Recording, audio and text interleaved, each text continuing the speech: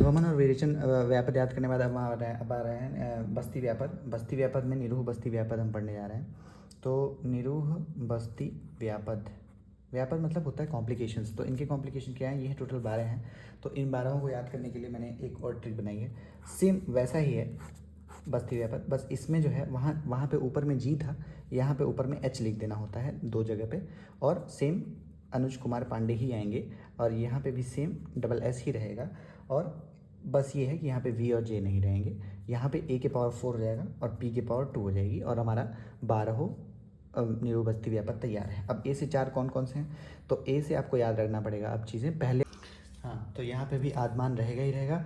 अब 2, 3 और 4 देखते हैं। तो एक होता है अयोग, एक अयोग हो सकता है और एक अतियोग हो सकता है, ये हमको याद रह जाएगा।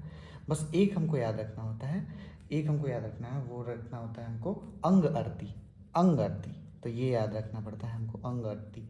तो ऐसे याद, तो ए से 4 हमको याद आ चुके हैं, आदमान, अयोग, अतियोग, अंग अर्ती। ठीक है। अब एच से 2 हैं, एक हिक्का है और एक हृत प्राप्ति है, हृत प्राप्ति है। अब ऐसे अंग अर्ती है तो अंग अर्ती और ऐसे याद रखते हैं हृत प्राप्ति। तो इसको याद रखते हैं।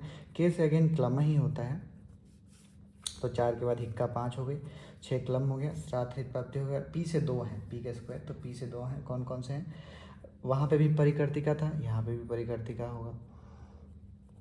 ठीक है। अब वहाँ पे यहाँ पे एक और ऐड हो जाता है प्रवाहिका, दोनों ही हमारे गुदा में ही हो रहे हैं, तो परिकर्तिका और प्रवाहिका।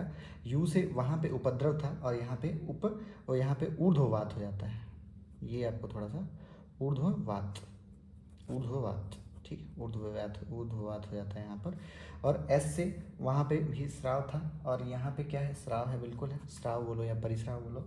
और यहाँ पे बस एस से वहाँ पे स्तंभ था, यहाँ शिरोरुक हो जाता है, शिरोरुक हो जाता है। ठीक है, यहाँ शिरोरुक याद कर सकते हो। तो ये हमारा 7, 8, 9, 10, 11 और 12। तो सिर में दर्द होता है, बस ये क्या रह सकते हो, निरोग बस्ती का व्यापद। अब अनुवासन बस्ती व्यापद देख लेते हैं। अनुवासन बस्ती व्यापद दुनिया का सबसे ईजीएस्ट है। सबसे पहले तो ये 6 हैं, याद रखो।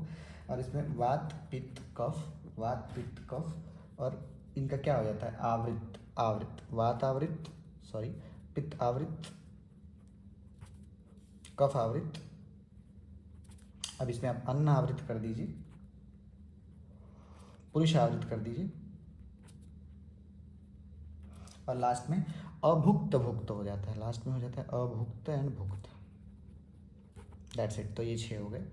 तो इस तरह से हमें याद हो जाता है अभुक्त भुक्त। तो इस तरह से याद हो जाता है। इसको बना के 1-2 बार प्रैक्टिस करिए, आपको सारे याद हो जाएंगे, ये मेरी आपको गारंटी है। ओके।